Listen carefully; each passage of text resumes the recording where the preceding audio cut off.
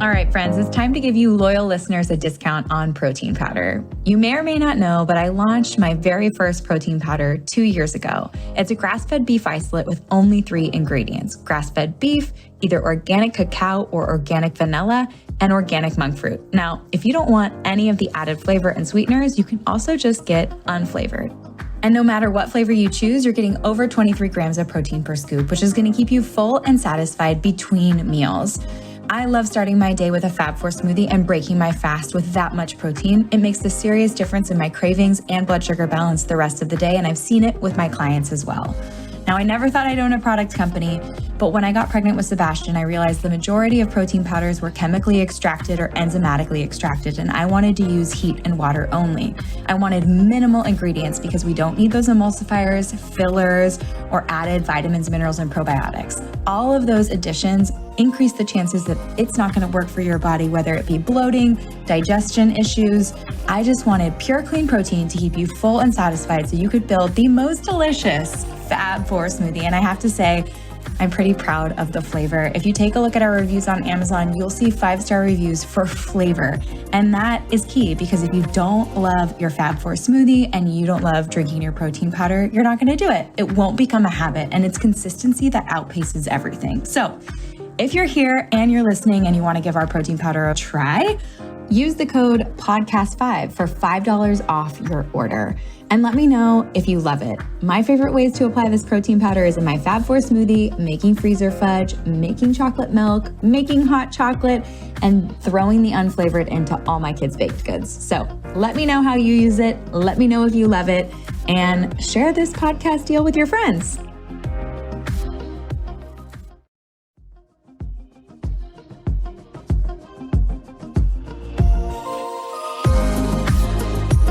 Today's guest is Daphne Oz. She's an Emmy-award-winning television host and the New York Times bestselling author of The Happy Cook, Relish, and the Dorm Room Diet.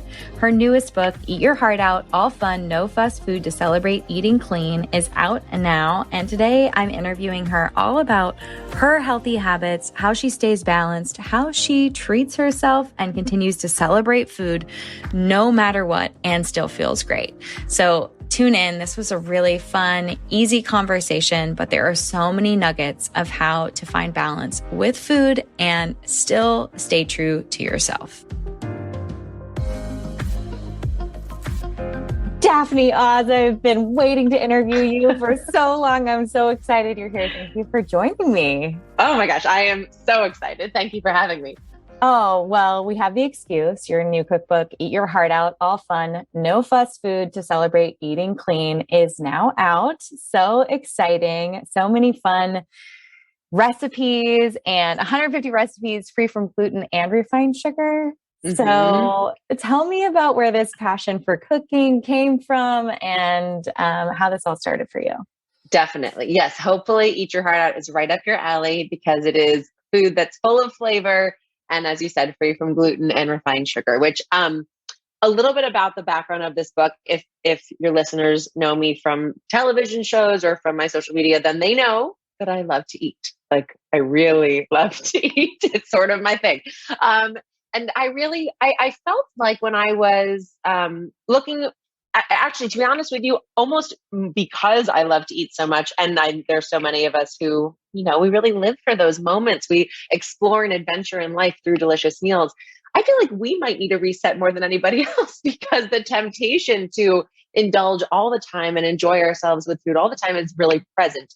And what I felt sometimes would happen is, after childbirth or after the holidays or periods of extreme stress or periods of extreme celebration, I would be looking for a way to just reset healthy habits and break dependencies that for me really concentrated when I'm stressed, when I'm challenged with, time management, when I'm feeling like, just in the mood to have a good time. The things that I really find myself gravitating towards are gluten and sugar.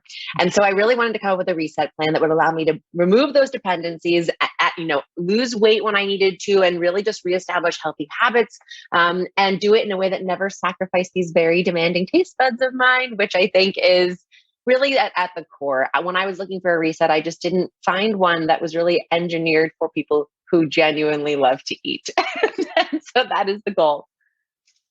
It is so important that you say that. Like, I think so many of us, or at least I can say from experience, like clients that I've had feel that they should know how to manage themselves in a stressful situation, in a big transitional situation, that they should just be able to eat quote unquote perfectly or follow their own rules or goals that they have for themselves, no matter what their life looks like. And we have to layer on the fact that like stress, crazy work schedules, a change in your family environment, a change in where you live, like environmental stressors like COVID or a pandemic, like all of these things influence our eating habits, and we can become dependent, and we're cyclical, and we get in the habit of overindulging. We get in the habit of having chocolate every single night or needing a dessert every single day. Like, first of all, thank you for just highlighting that, because I think it's important that everyone listening knows that is so normal. Like, we all need that. And when you have to get this motivation to quote unquote restart or reset, it can be just nice and easy. It doesn't have to be these aggressive, like you're having this weird juice, this boring chicken and broccoli, and you're intermittent fasting. And by the way, like, lock yourself in your house for the next 3 weeks, because that's the only way. Like, and because you're miserable and no one wants to be around you when that is the case. So yes, exactly right. So, but I think something else that touched on is how sometimes when we're looking, all of us want better energy, more vitality, clear skin, glowing eyes, and to feel good in our clothes. And sometimes the protocols we think we have to follow to get there feel so overwhelming and so much like another job that none of us want or need, that you never start down the path of nudging certain habits or daily practices in the right direction. And I to your point of like living in a hole for 3 weeks, which is also just not functional for my life. I've got 4 kids. I've got my life going. Like, I just can't go hide away until I feel, like I've gotten a handle on things. I really had to make it very practical for myself, which is why Eat Your Heart Out, it does detail the reset that I've followed over the course of the last 5 years. It took me a while to develop like the structure of this that I think really works and that I can really stick with. It's the recipes are craveably clean. They are meant to be food that you forget you're eating because it's healthy. And really, it's really just, I enjoy this eating and I'm going to go for it again. But also practical, that you're going to turn to this book and get the pages dirty and do it over and over again. And the way that I ultimately devised that for myself, and you speak to this all the time, and it's so true, that your mind is your biggest ally and your biggest foe when it comes to creating healthy, lasting lifestyle changes. And I found that if I tried to do something, cut cold turkey, do it for a long period of time, it was never possible. It really just made me fixated on the things I couldn't have. And it made me feel like I was missing out on my life. And so the reset plan that I talk about in Eat Your Heart Out is 5 days on, 2 days off every week.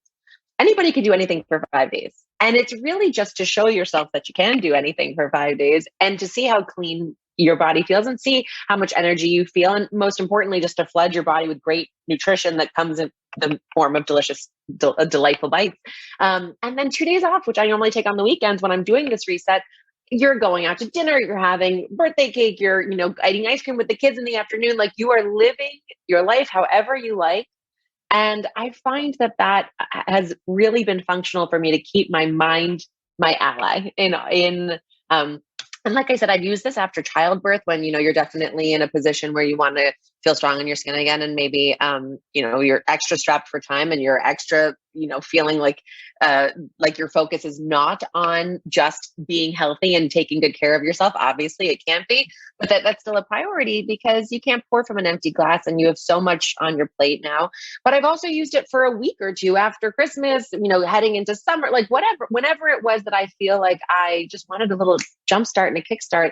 These are, again, the recipes that I turn to, which I feel like I really wanted this book to meet people where they are. And I think that's something we were touching on in what you were just saying is like, don't torture yourself. Being healthy and taking good care of yourself should be as pleasurable and fun as when you're treating yourself to delicious bites. I actually, on the back of the cover, on the back of the book, taking good care of ourselves should always be delicious, because that was like fundamental to me. I do not want you to feel like I need you to always feel like you're getting more than you're giving up. That's really the goal.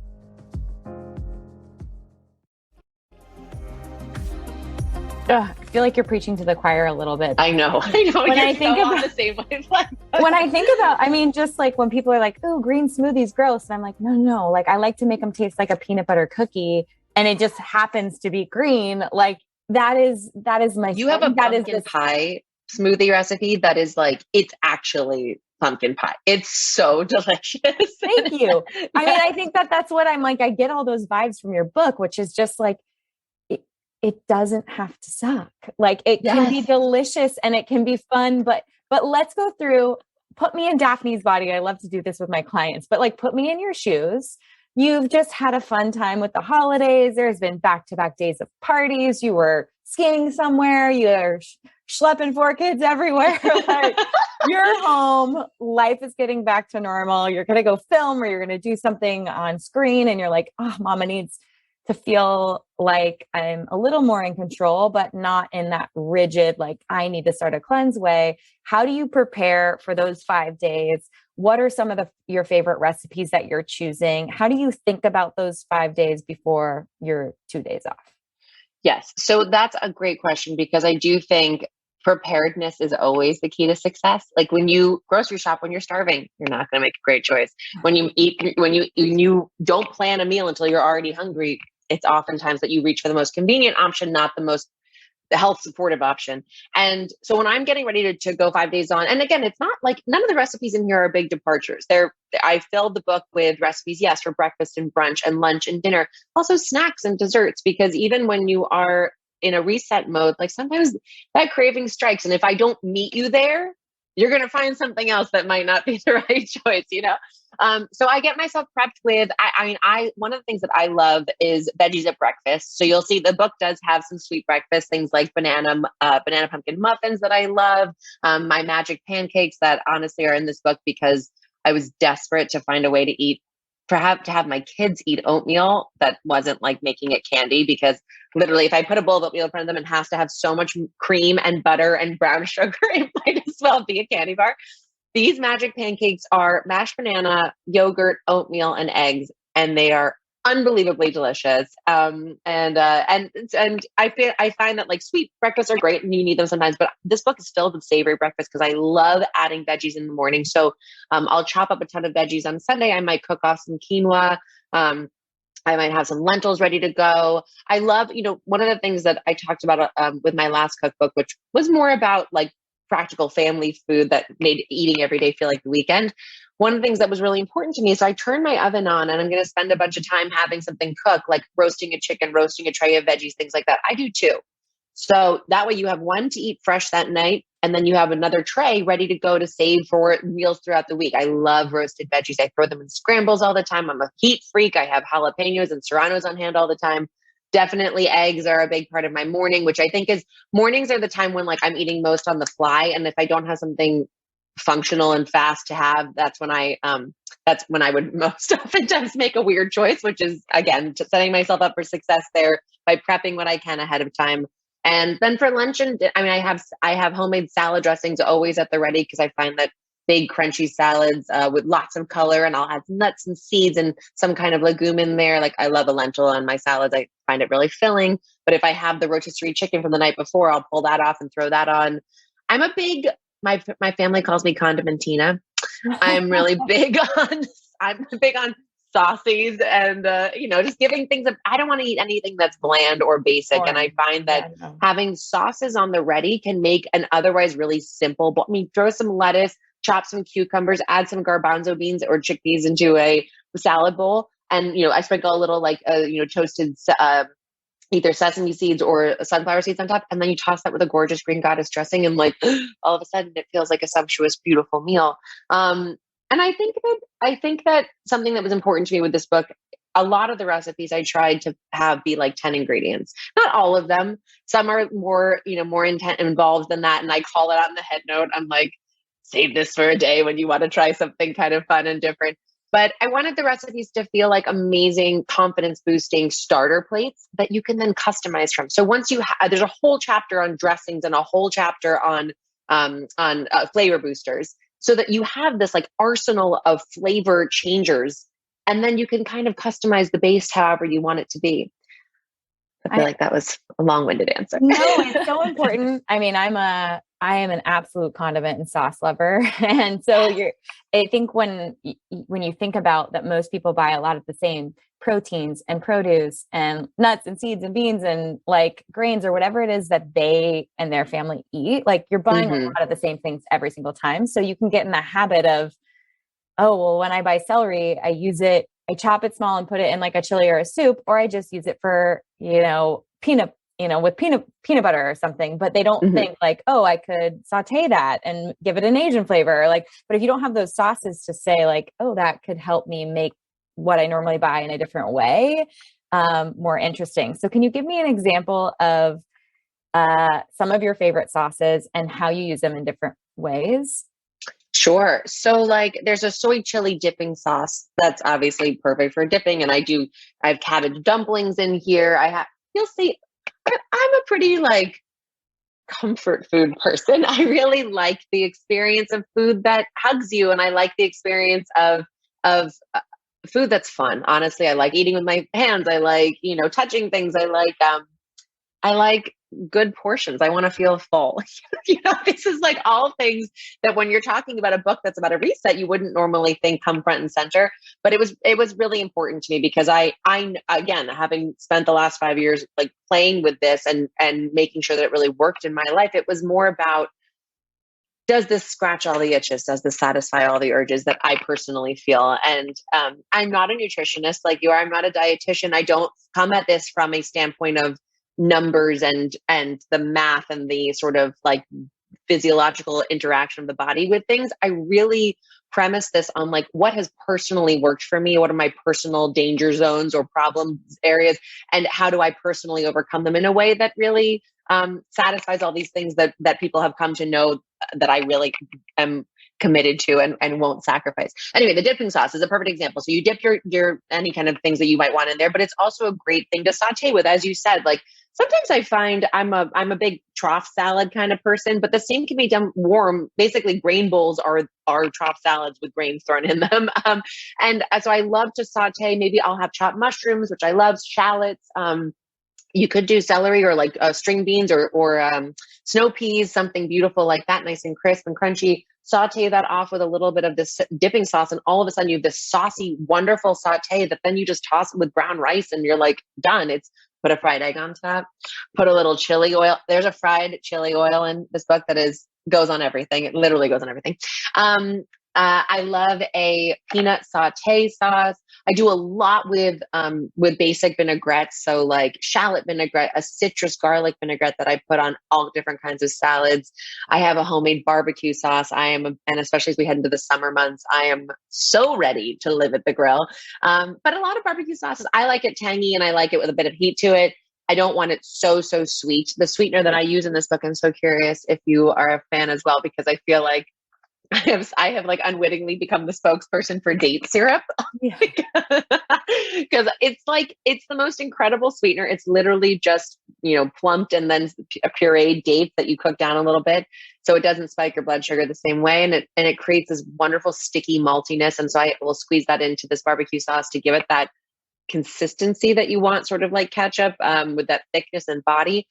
But then you give it plenty of acid and heat going on. And there's a recipe in this book called Mama's Chicken, which I give you the real recipe for like how to make raw chicken and create this gorgeous roasted barbecue feeling in the oven.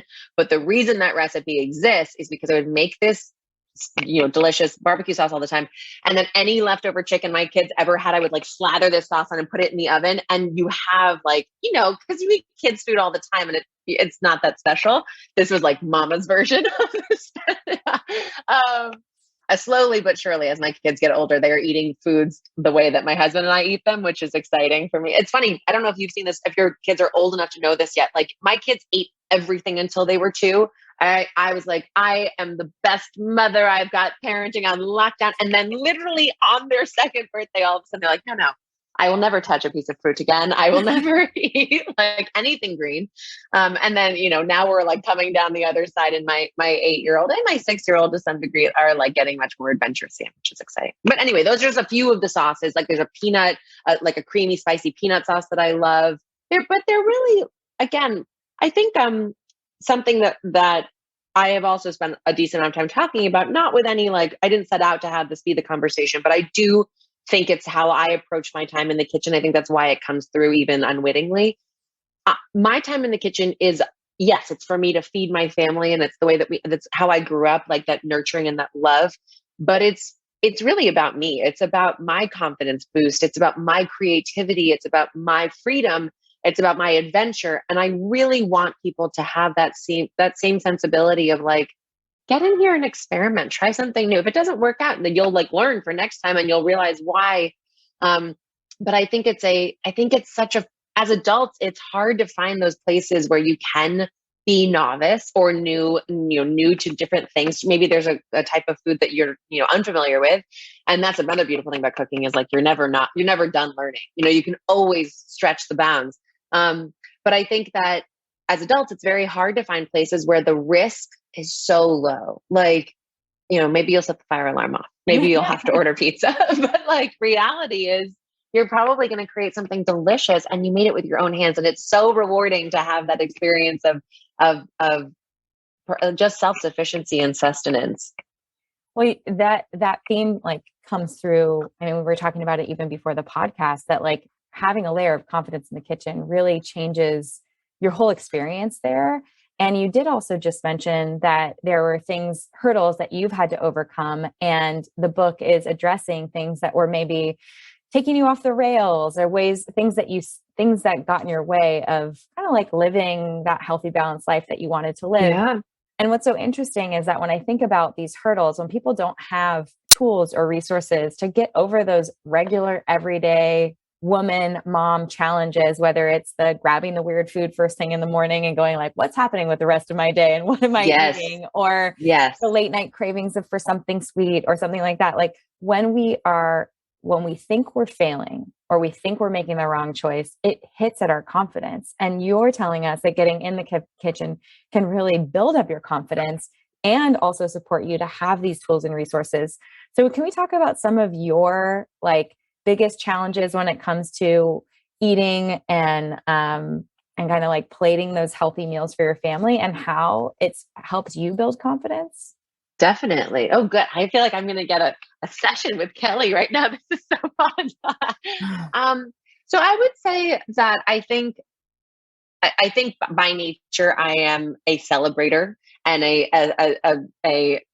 when I feel the most called to just like go hog wild and enjoy myself, it's because I'm having a really good time. And I want to food to me creates that environment. So I would say that the hardest things that I deal, and also, I mean, I spent the last 12 years cooking and eating on television. So I am like never not around delicious food, which is great. And I'm not complaining about that, but it is a feature of like when you are someone who naturally celebrates through food and naturally wants to convene and create through food, and you're constantly around delicious versions of it, and you have a big family who, you're feeding and wanting to participate with them as well. It is, I'm never for lack of opportunity to enjoy and indulge. So I think it's really a question of like,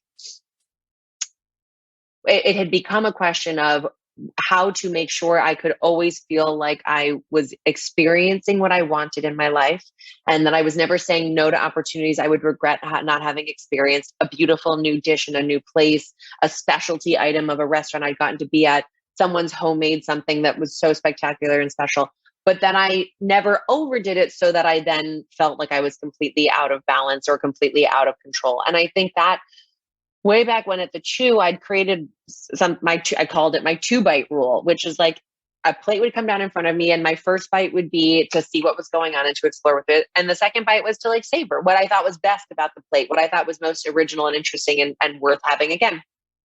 And then I was conscious to tell myself every bite after this tastes the same.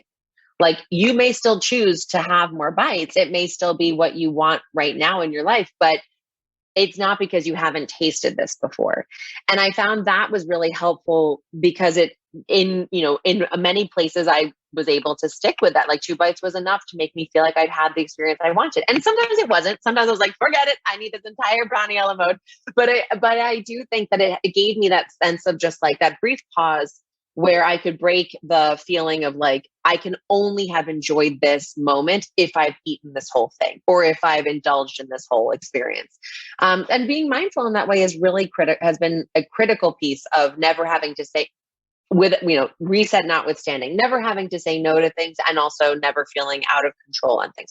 Now, I will say, I think that there are, I feel like there are places where, when I felt most sort of lost in it was when I was forcing myself to keep it really bland. And I think something that people might be surprised to see in Eat Your Heart Out is like, I'm not skimping on oil. I'm not skimping on big, bold flavor, but I'm having just enough of us to get you where you need to, just get you where you need to go. So it's 2 tablespoons of oil, not a quarter cup. It's like, doing that dance of like, what's going to get me the flavor sensation and the mouthfeel and the experience I crave, but do it in a mindful way. Like that was a big part of the calculus here that was actually tricky to manage, because sure, could I have made the recipes even lighter? Could I have trimmed them down even more? Yeah, but would you have wanted to eat them all the time? Probably not. Would you maybe have been hungry after having them? Probably. And that, to me, walking that life path has actually been part of why I feel so excited to get to share this with people. Is it's like, this is not like a drop 50 pounds overnight weight loss plan. It's much more about gaining food confidence and knowing how to feed yourself than it is to feed yourself to feel good, than it is about, some rapid cleanse of any kind.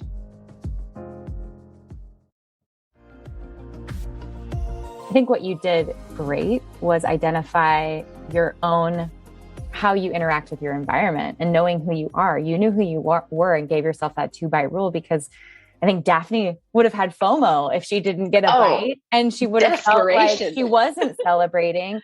And then you're in this really restrictive or like kind of compressed situation where you're going to kind of be in this cleanse mentality. And the back end of that is like the binge is coming, right? So giving yourself the bite or two at a table on television when someone's plating you something, or at that restaurant, that is celebration with boundaries. And that's all I think we all need, is like a little bit of light structure or a little bit of boundaries to support us to find what works for us. And I think that rule for our listeners is going to work really well for people who are just like you, who are known as being like the women who are plating for a big group of people, who are celebrating or constantly feeding people. There's food around them all the time, maybe because of their job or whatever the case may be. Like, we need to have that flexibility and then have boundaries that make us feel safe. And this is like such an interesting topic in the health and wellness space, is that it gets really, really, really restrictive. And the pendulum swing back is this place of like, being an intuitive eater, eat whatever you want, whenever you want, and listen to your body. But when you're on this roller coaster of like sort of being out of control, not having safe boundaries around like a couple bites, or kind of maybe not even feeling your best, like we still want a little bit of safety or a little bit of guidance without being told exactly what to do. And that's what I love so much about this book and the recipes that you're sharing, is that you know what people need. Like, it needs to taste good. You need to have the mouthfeel. You don't want to feel left out. You don't want to feel hungry. And I want to go back to something you said about having a large quantity of food. Like, there's something real there. Like, when you eat a specific quantity of food and your stomach stretches, ghrelin is calmed. That is a major hunger hormone in your body that's like, hey, Daphne, let's eat something. So like, sitting down to a real meal with like a whatever quantity you need to feel calm and relaxed is a real thing, and something we should celebrate, and something women should feel comfortable doing. Like, that's key for me, is that like people have the confidence to, I plate sometimes more food than Chris, and people are like, what? Like, I'm not, it's not always, and he eats a lot. But I plate more than I think when people eat with me, they're surprised, but it's just, I'd rather sit, eat, and feel full and confident, because I can go a few hours without thinking about food or obsessing about food. Sure. And feel my best. I think it's funny. It's such a true statement of like, even just safety, when we don't think of as a construct around eating very much in the very lucky circumstance of not being actually a food shortage situation. Like but the security to know how to take good care of yourself, the security to know that you have tools to rely on when you're in a position that is challenging for you. And the satisfaction of like, I ate what I wanted to eat and I feel really good now and I feel sustained and I'm not going to be thinking about eating again or like hungry again in an hour. Like that is something that I think we don't realize how much stress that can create in our days and how much we can do to take that stress away. There's a lot of things that stress us out that we can't do anything about, or that it takes a lot more to do something about. This is a really simple way to give yourself that security, like you described, which I love. And I also think it's I feel like people like, I want to have fun one way or the other, right? I feel like if it's going to be indulging in a great, over the top meal, that's one way. If it's going to be having like a gorgeous salad that just feels like, look at this quantity. Like I can picture your plates and like, yes, it might be like a mountain of food, but it's like half vegetable, and it's actually amazing because like you're primed to think that like I can only feel like I'm celebrating, or I can only feel like I've really treated myself if I have this like huge steak or whatever it might be. But it's amazing how much the hormones and the memory that actually does impact the way that you feel about a meal and the way that you feel after a meal is actually just about like, did I get what I wanted? Did I make this feel like a celebratory moment? Did I make this plate feel like exactly what I needed it to be? And that can be a huge range of things. It can be like one of my favorite meals in this book is a roasted cauliflower florets with what I call crack topping, but I did not call it crack topping in the book. In the book, it is hazelnuts, dates, and scallions. And can I tell you, you saute hazelnuts, dates, and scallions together with a little olive oil and salt. You will want this on everything. It is the most phenomenally delicious thing you've ever eaten in your life. It's like savory and sweet and nutty, crunchy. I eat the entire head of cauliflower. Like my mouth is literally watering right now. I am so hungry. Clearly for this meal. I eat the entire head of cauliflower scattered with this gorgeous array of nuts and dates and scallions. And it's like, no part of me feels like, oh, I really, ate light today. You know what I mean? It's just a glorious celebration of delicious food. That's what it should be.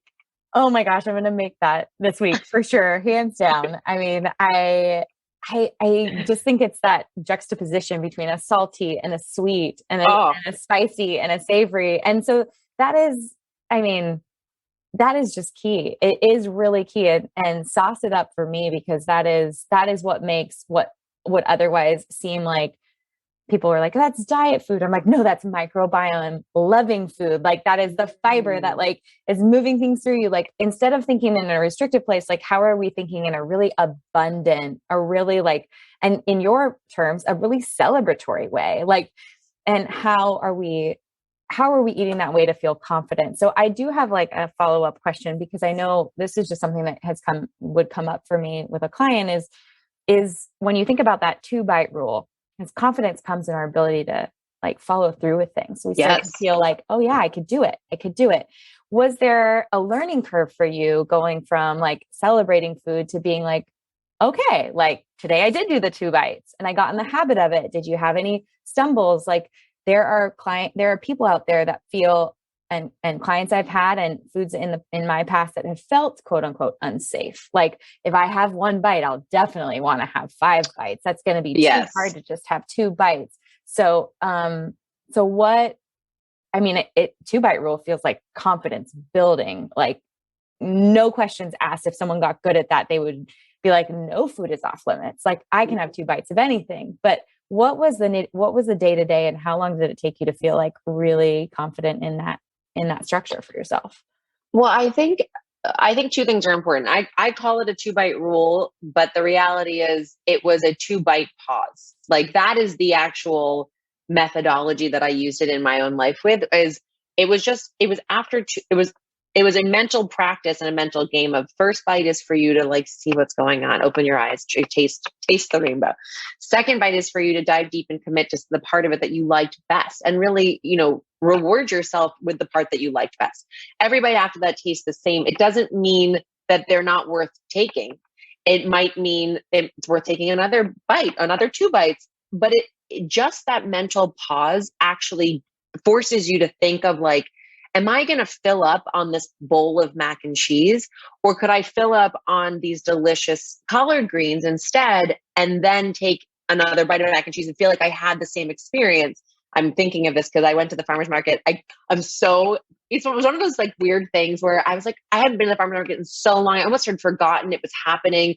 And I was like, I saw people walking by. I left work. I saw people walking by and I was like, oh, I think they went to the farmer's market. I scampered over. It was the last day of the farmer's market of the season. And they had this gorgeous barbecue going on. And I like got this barbecue feast for the family. And I'm a collard greens fanatic. So I like ate literally a quart of collard greens. And I had, 2 bites of baked beans, which I love, but are, lots of sugar and not the thing I'm going to fill up on. I had a small portion of really delicious meat. Mac and cheese actually isn't the thing that like super tempts me, but coleslaw, whatever. But like I really filled up on the big leafy greens, which I happen to also love. And everything else became side portions, which was another sort of flip I did. It's like, you don't have to say no to anything. But you don't necessarily have to make it the main attraction. And I think as I made, my mom's vegetarian, has been for, since she was 13. And I grew up eating mostly vegetarian. And so vegetables to me have always been celebrated. They've always felt like they could be the focal point. And I think now in the sort of zeitgeist of restaurants, they are very much having their moment in the sun. But my point was just to say, like, the 2-bite rule, I think the hard and fastness of the idea of a rule is I think what can trip people up. And that is where the learning curve is like, if I felt like I couldn't have changed my mind or done something differently, that's when I don't feel in control. And I do think that's something that we're ultimately dancing around in that idea of like, some people are hard and fast. And if you're not perfect 100% of the time, you failed. And some people are like, no, intuitive eating, eat what you want, eat how you feel, eat that. And both of those extremes can feel out of control to me, to be honest. And I think where I felt most in control is when the choice is still mine to make. So I think that to your question of like, what are the foods that I know 2 bites is not a thing for? Potato chips. I know that's not a thing. Potato chips are I learned this in college. Actually, I wrote a book called The Dorm Room Diet that was about losing 40 pounds over the course of my freshman and sophomore year of college, which is its own very unique environment. The beauty of Eat Your Heart Out, and the reason I felt like I had to write this book, was because the way my body is now, the way my days are structured now, the way I like to cook now, it is all so different. And I hear from women in particular all the time who just so deeply feel like taking, nourishing our bodies and taking good care of ourselves. It's such a huge part of how we take on our days with confidence and with joy that I don't want to give up. I think joy in motherhood and joy in being a woman, it's like, it starts from the root up, and you gotta give yourself the fuel to be able to do that. I feel like I've like touched like 12 things I wanted to say, all coming back to when I have things that I know 2 bites is not going to be sufficient for, then I pick a portion I know should be sufficient for. The chips are a great example. It might be enough that's like in my 2 cupped palms, like so, and it still feels abundant, and it still feels like I'm sitting on my couch watching a movie with my husband, and I want my glass of wine and my potato chips, or I do a spicy nori popcorn in the book that I love, like a bowl of popcorn, and that's my portion. And then I feel contained in that. I don't feel robbed of the experience. I don't feel like I'm going back to like a huge bowl that you have then no comprehension of what you've actually eaten. It's sort of more mindless. All of it really triangulates back towards feeling mindful about the choices that you are making and feeling abundant and full from those choices. All about celebration and all about, I mean, it really but it's the mindset. It's a mindset shift that I don't even know if you've realized that you've given our listeners and the readers of your book, is that you can be a person who celebrates life through food and have a little bit of light structure and have a couple bites and have containers that feel like an abundant serving size for you, and eat all these flavors and feel like you're nourishing yourself and your family in a confidence building way. And I love that about who you are and what you put out into the world. And I think I would just love to hear more. So like in the life of you're preparing for this week, you have 5 days where you're going to make recipes. I'm assuming, have grocery shop for these things. You're doing double roasting trays. You're making sure you have your dressings on lock in your refrigerator. What does like preparing dinners for your families look like? And are you picking like whatever recipe you want from your book and what you feel like, or are you following like any type of rules? Yeah. Well, I mean, that when you live in a sort of a flow of something for long enough, it really, yes, I might flip through and just, decide, I feel really inspired to make, I really love this crispy roasted butternut squash with quinoa and currant vinaigrette. Like, I love that recipe, but I don't have butternut squash. I'm like looking over here. I have pumpkin, I have sweet potato. Like, I might decide I'm going to change it differently. Or I want it juicy, or I might do some sauteed zucchini, which I always have around. I feel like two things that I've done differently that have actually made a really big difference in terms of staying inspired to get in the kitchen and make it your own. And it's going to sound crazy at first. And I know as a mom, at first it was very off-putting to me. I was like, you do what now? So I used to be the person that wanted to shop once for the week. I wanted to do my shop on like a Saturday. Actually, honestly, now that Instacart exists, I'm like, now it's a totally different ballgame. But this I was coming to terms with before I was as readily available to have other people grocery shop for my like basics. Although I still find I'm so picky about like proteins in particular and certain fresh produce, like I have to go myself for those things. But for like the general supplies, I love Thrive Market. I love doing my Instacart stuff. That is really helpful. But I would do like one big grocery shop, and there's so much food waste that creates from that, because you stuff things in the back of the fridge. You're shopping for 6 people. You're buying like a bulk quantity. You stuff things in the back of the fridge, and you completely forget they even exist there. They're not doing you any favors. They're not inspiring you. They're not their freshest. All my chef friends grocery shop. Now, granted, their kids are a bit older, but like, they grocery shop like 3-4 times a week. I mean, they literally are going the day they want to make something. They're shopping for at least the fresh produce elements of that. Maybe the fresh herbs, the fresh, certainly as we head into summer, like gorgeous fresh produce is everywhere, which is amazing. But they're shopping for those things in the moment because it makes sure that your flavor is already present. Like, you don't have to work as hard when you're creating something so beautiful and fresh. But it also keeps you inspired to cook what's in season, what looks best in the supermarket. You are not just lost at the back of your fridge trying to create things. And I find that when I shop more frequently, like 2 or 3 times a week, I am better able to say, not that I'm going to make a specific recipe from the book, but to say like, oh my gosh, this, they had gorgeous branzino, and I really we eat a lot of like grilled branzino. We love that. Or my husband does beautiful grilled chicken that we love. And I always have a huge, this wooden salad bowl is a thing, but we always have these like huge salads. That's how I grew up. I feel like when, I was never the case for us that my parents had to fight with us to eat salad. It was like, we would fight over who got the last bite. And so we have a huge leafy green salad. We'll do a grain on the side and we'll grill off a protein. We live in Florida, so it's like nice to cook outside more, but even if you're just roasting it in the oven, it works out perfectly.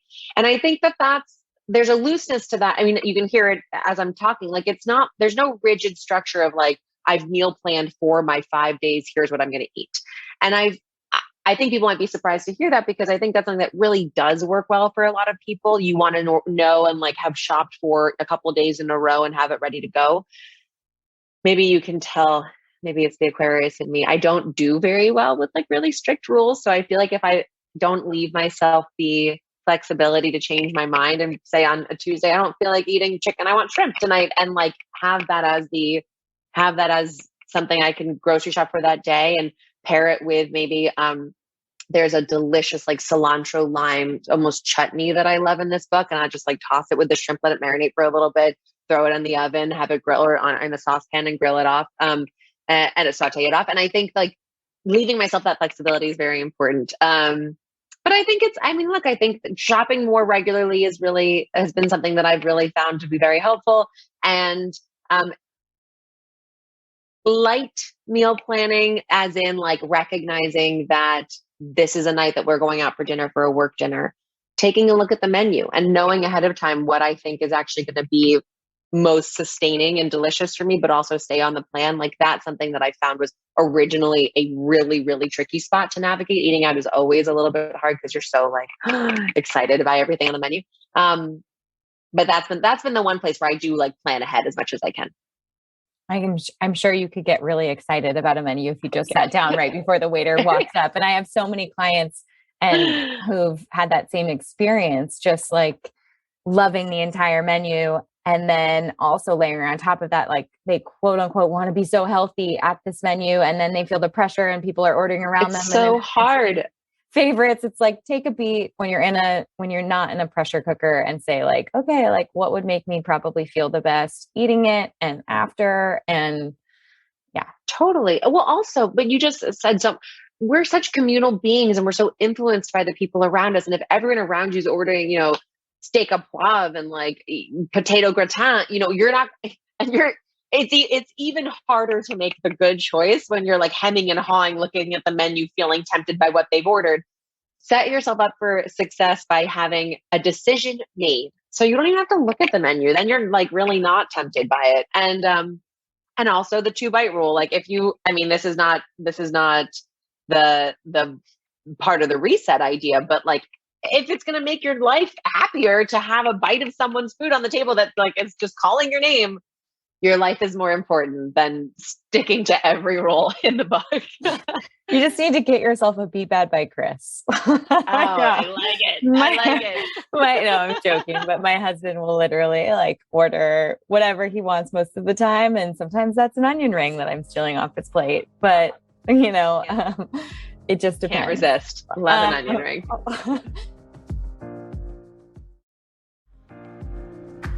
Well, I'm curious.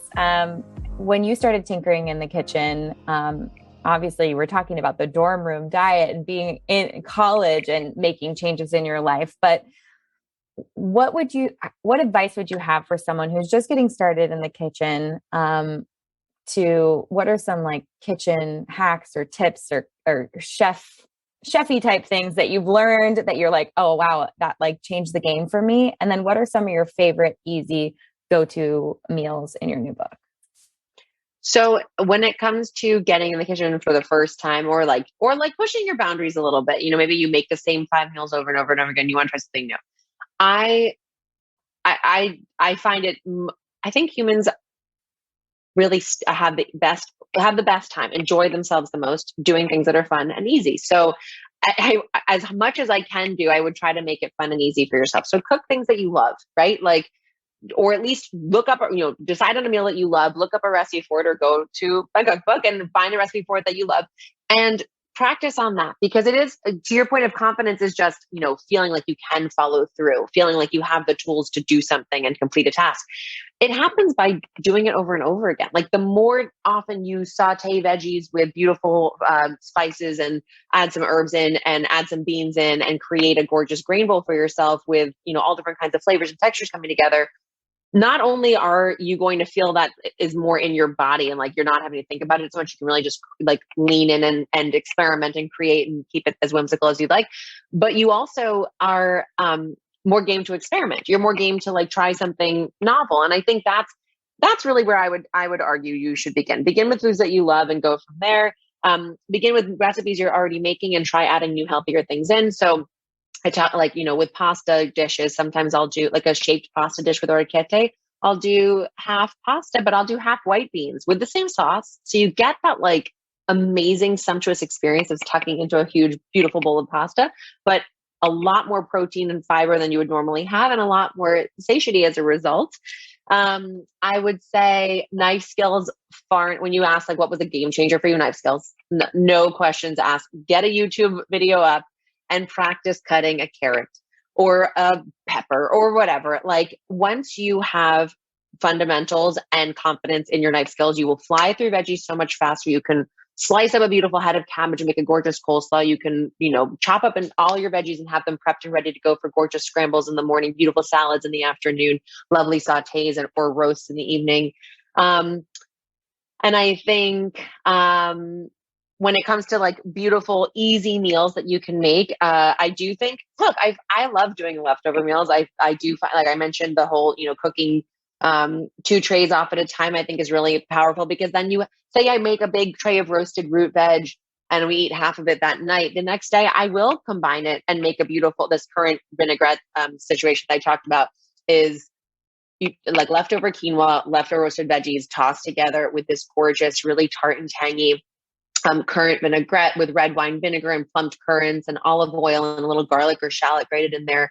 And maybe a little mustard if you like that. Fresh herbs, you can throw parsley in, which I love. Tarragon is gorgeous in this recipe. Whisk that all together, pour it over leftovers, and suddenly it's like, no, ignore that you ate this yesterday. It's a new thing. It's a whole new thing. I do a lot of skewers. I love skewered chicken, or even like people are doing all like salmon hunks now. That's not something I have in the book, but I do feel like it would work great here. Skewered hunks of meat. And I do a bunch of different versions of it. I'll do like a Mediterranean dressing that's really lemony and garlicky that I love, that you just marinate those in before you roast them off. A peanut, like almost satay quality version that I love. A barbecue version with that barbecue sauce I talked about. And you make 20 skewers or more. I mean, for our family, that would go in one sitting, but like a bunch of skewers. And then you have gorgeous, like when you go to Chipotle, when you go to like a fast food, not fast food, but when you go to like an easy, convenient place to pick up lunch, think what you're getting there. You're not actually getting something that's that hard to make. If you've given yourself the prep ahead, it's very quick and easy to put together nice, fun meals like that. I do a carrot, ginger, shrimp bowl. Shrimp and seafood in general is like, if you're looking for a fast, healthy, light meal, they're always my go-tos because they cook so fast. The general rule of thumb is like for each inch of protein, about 10 minutes of cook time. So shrimp is a little, that's for fish. Shrimp is a little different. You want to, this is actually helpful. Take out your hand. When you buy a shrimp, it usually looks like a letter J. It's sort of like this. And when it gets to a letter C, it's perfectly cooked. And when it gets to a letter O, it's really overdone. Oh my gosh, I'm going to take that with me. That's perfect. It's very helpful to think about because you keep like cooking. And don't forget, protein, when it's hot, it continues to cook. So even after you take it off of the stove or out of the oven, it's still cooking for a good deal of time. So pull it off just before it gets to like a tight C and you'll have a perfectly cooked shrimp. And I toss it with like a carrot ginger dressing and brown rice and tons of chopped cucumbers. And it's like crunchy and juicy and warm and cold. And like the textures are just so satisfying. I love a meatloaf. I just flipped to this page, a feel-good turkey meatloaf. One of my favorite ways to feel like a hearty, sustaining, really sticks to your ribs, gives you a hug food that still makes you feel good. And I would say soups. I feel like soups are something we haven't talked a lot about, but and we're heading into warmer months. I have a cucumber melon gazpacho. That's one. I literally guzzle this stuff. It's so fresh and vibrant. It has like a wonderful sweetness to it from the melon, but you can use bell peppers instead if you have those. And I offer a lot of tips like those of like substitution ideas or variations. You know, maybe you love that carrot ginger shrimp bowl, but you want it more with a like a more of a lemony oregano and garlicky kind of dressing. Well, here's a combination that you can try instead. And I think that's freeing. It's liberating to feel like there's support for you. Someone is meeting you where you are. Someone whose taste buds you can trust to never let you down. And at the same time, really makes it about you. Like you have to make it your own and make it feel like something that is practical and craveable for you so that you really want to turn to it over and over again. Oh, so now I have to ask, because time is a constraint for people. On average, yes, how much time are you taking to make a meal for yourself and your family? So I think in terms of breakfast, lunch, yeah, per meal. Yeah. So breakfast, it always has to be fast for me. Like on like the craziest of quick days, I'll grab a piece of gluten-free toast and put some almond butter on it and like gotta go.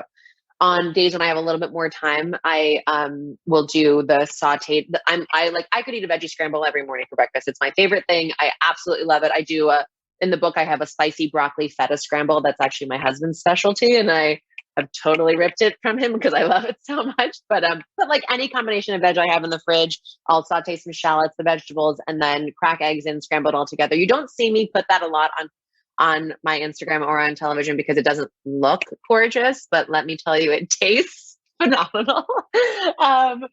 And if I have more time, I might do like a blueberry oatmeal bake. But I think it's worth qualifying active cook time on any of those things. Well, the toast is faster, but like on the scramble or on the oatmeal bake, it's 10 to 15 minutes max. The bake goes in the oven for, close to an hour, and it will perfume your whole house and it will taste like healthy blueberry muffin bread pudding. It's beyond. And it's so filling and sumptuous. And I like, especially on like a cold morning, it's so good. Or in Maine, when we're in Maine in August over the summers, it's like the thing I have to have because like pancakes are fun and I love pancakes, but you're hungry again right afterwards. This is a way to get that feeling of blueberry pancakes, but do it in a healthy way. So I feel like breakfast in the active cook time is max 15 minutes. Lunch is similarly, like especially if I have all my salad prepped ingredients ready to go, that's something like I love having a bowl of, I'll do like a big batch of chicken salad. And if I'm in a real pinch, I'll put a bunch of leafy greens in my bowl. I put a scoop of chicken salad right on top, balsamic vinegar and a little olive oil, toss it all together, done. Like, you know, yeah. See you later. Dinner is the time when like, when I have my druthers, I would like choose to lavish a little more love on the cook time. And that's mainly because I like to do a couple different things. I'm a meze girl. I love like picking at a bunch of different flavors of things. So I might I'll do the big salad. I would try to do a roasted veg side of some kind. We're big white yams and roasted carrots with harissa and roasted cauliflower with the cracked topping that I talked about. So some kind of like wonderful, filling and delicious side dish, our protein, which we would normally grill or pan saute. And like that just because you're layering different things on, it takes a little bit longer. So maybe 20 to 30 minutes there. That's not always. I mean, one of my favorite fast dinners, and I've fallen in love with this way of doing it, is I will take banza or, another alternative grain pasta, that's lentil pasta or chickpea pasta. And while it is boiling, I will heat up my Rayo's tomato sauce, or if I am lucky enough to have stored, red sauce in my freezer, which I will sometimes do when I'm making big batches. And then you toss them together with a little pecorino cheese, once they're cooked with pecorino cheese. And then you take a mountain, like a huge handful of arugula, and you add it to the bowl and you toss it all together. Oh my, it is so wonderful. I don't know why the arugula just like keeps it so juicy. And sometimes the alternative flours can make the pasta a little drier, but that's a 5-minute meal. I mean, it's ridiculous how delightful it is given how easy it is to make. So you can find the range. You can really, choose what you have time for. Well, and then I need something for dessert. What's a favorite from the book? I love a frozen banana coin that you take 2 banana, spheres and put a little almond butter in between and then just sandwich them and freeze them. Oh my gosh. Like beyond delicious. Or you can also go the next level and, drizzle a little dark chocolate or I take like, unsweetened chocolate and mix in just a little bit, because chocolate's almost so good because of the fattiness. It's not even really because of the sweetener, but I will add just a little coconut sugar in, maybe, for instance, and just drizzle that on top of your banana coins. Delightful. Frozen, I mean, this is not like in the book, but this is something else I do all the time. Frozen grapes. I'm in awe of the texture of frozen grapes. They're like ice cream. It's shocking. I have watermelon lime popsicles we make all the time, and easy sorbet recipes. There's a chocolate medjool date cake that is not like I'm eating this every day, but it is delightful and happens to be gluten-free and refined sugar-free. So that's a really nice thing to have in your back pocket for when you feel like really going to town. Sounds delicious. And I will touch on your date and your homemade date syrup, because it's basically hydrated and blended dates, correct? Yes, correct. So it's going to generally be it's going to be higher in fiber, and that sugar is wrapped up in the fiber cell. Even if it's blended a little bit, it's going to be slower to be released into a bloodstream versus like a granulated sugar or a liquid sugar. So I love that as a replacement to, say, something like that's made with agave or anything that is pulled from the fiber cell. Because even a maple syrup, even a honey, like date syrup, if you're making it fresh, is a better alternative. So good job, Mama. I love that. Yeah. No, I'm so glad to hear you say it, because I feel like it's like in a few recipes in the book, but they happen to be ones that I've, shared with people, and they're like, you are the date syrup queen. It's like happening everywhere. One dessert that I do, I actually would be really curious for your thoughts on this, because I date syrup is the sweetener that I harness most for the book, but every once in a while you need a dry sweetener. I'm thinking for like, I do a candied nuts. That's like a great, sometimes you just need like a little fat and sweetness in the afternoon to like power through. So you make good choices at dinner.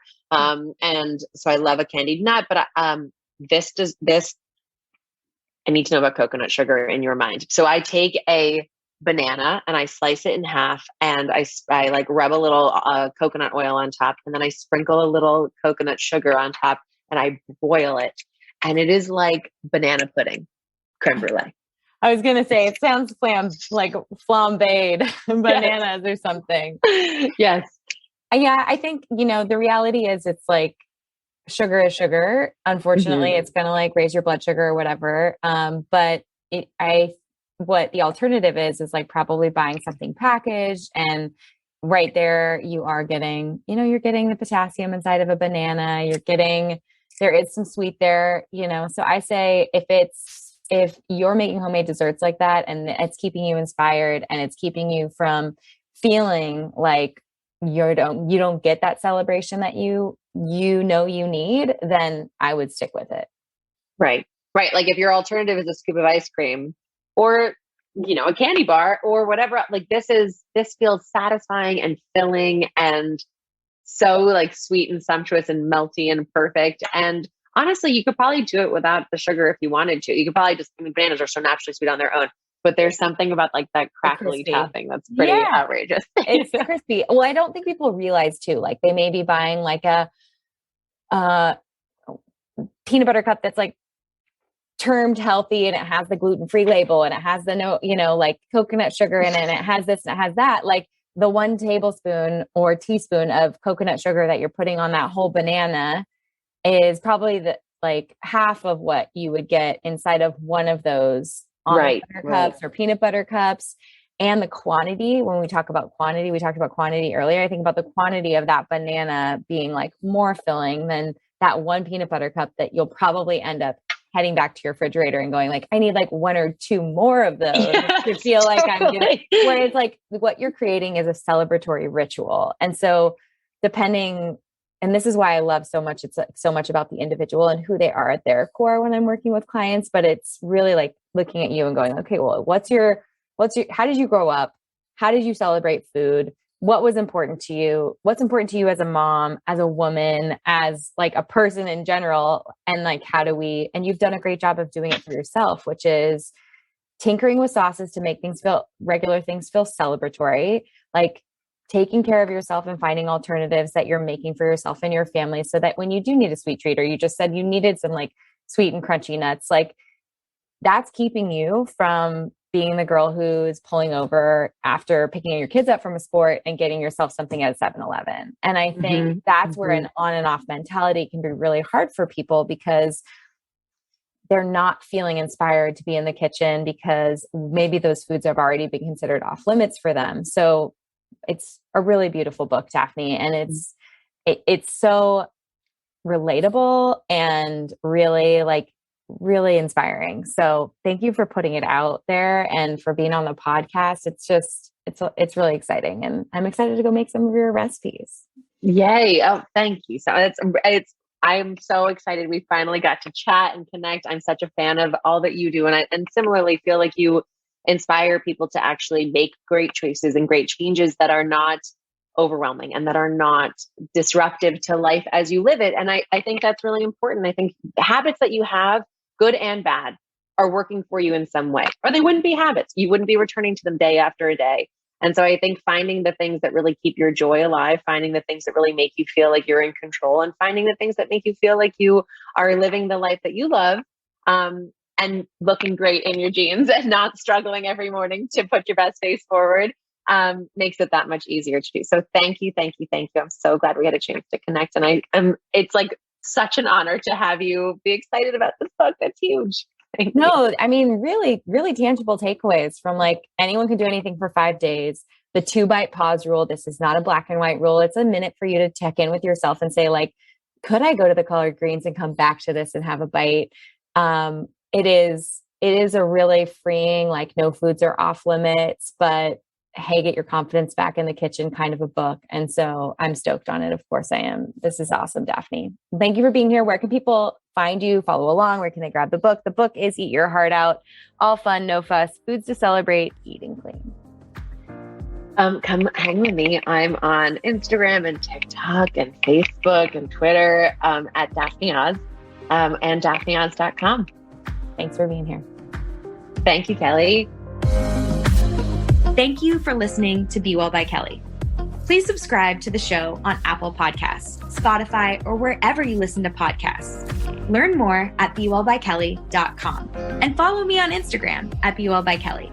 I would love if you picked up my books, Body Love and Body Love Every Day. They're sold on Amazon and at all major booksellers.